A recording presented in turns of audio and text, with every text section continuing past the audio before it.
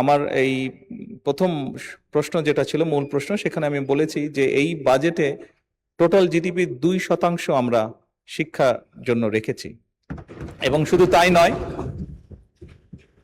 আমাদের যেটি পরিকল্পনা আছে, আমরা পরিকল্পনা মতন যদি আগাতে পারি, ইনশাল্লাহ আমরা শিক্ষা খাতে বাজেট 5 বছর শেষে 5% নিয়ে যেতে চাই।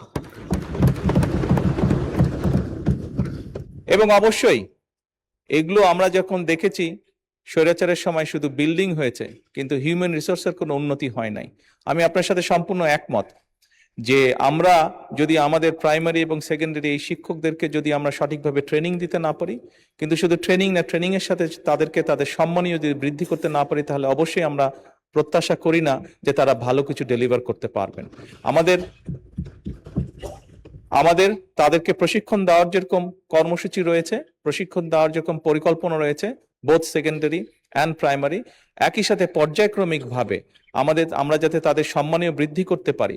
আমরা অনেক সময় দেখি যে প্রাইমারি স্কুলের টিচাররা, এই সংসদে দাঁড়িয়েও আমি বলেছি যে অনেক সময় আমরা এখনো দেখি যে প্রাইমারি স্কুলের শিক্ষকরা তাড়াতাড়ি করে ক্লাস করিয়ে হয়তো আরেকটি সেকেন্ড একটি কোনো জবে অথবা কৃষিকার্যে যেটাই হোক একটি সেকেন্ড জবে তাকে যেতে হয়, তা না হলে তার জন্য সংসার চালানো কষ্টকর হয়ে যায়।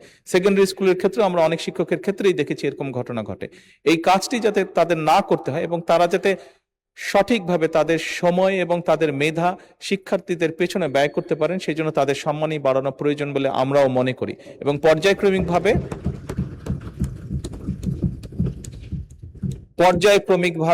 আমরা এই কাজটি ইনশাল্লাহ করব এই দেশে। ধন্যবাদ মাননীয় স্পিকার।